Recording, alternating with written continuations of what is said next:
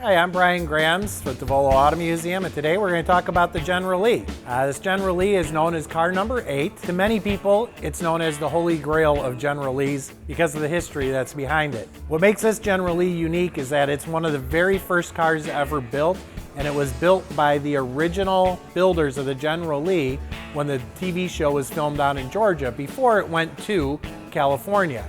The cars were getting wrecked very rapidly, and they needed to purchase another 5 cars, another 5 Dodge Chargers to turn into General Lees. This was car number 8. It was the very last one built from the Georgia set. The wheels that are on this car are a gray 14-inch wheel. Well, they found a similar wheel that was black and it was 15-inch, and that's what you'll find on the California cars. All the graphics on this car are hand-painted, where the California cars, they went to decals. Some of the other differences are the push bar on the front. The early cars from the first season are much narrower.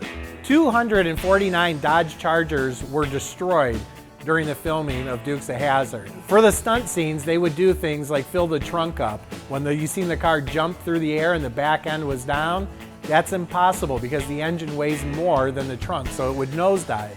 So they'd fill the trunks with concrete, launch it through the air, but when it lands, the concrete would just smash the car. They'd come by with a forklift, scrape it off the set, put another General Lee in its place, and continue filming.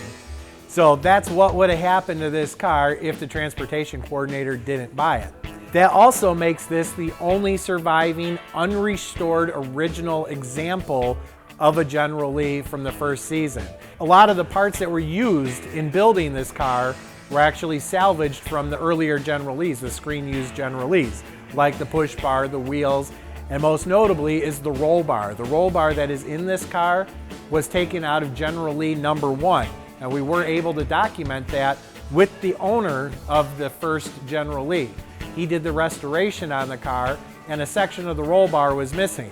So he cut out the rest of the roll bar, brought it here, and was able to match it up to our roll bar. Now, we do have a ton of paperwork and a ton of documentation on this car. All of its history from the day it was bought by Warner Brothers up until we purchased the car. This car is part of our Hollywood TV and movie collection. You can see this and lots of other displays here at the Volo Auto Museum by visiting us at volocars.com or find us on Facebook.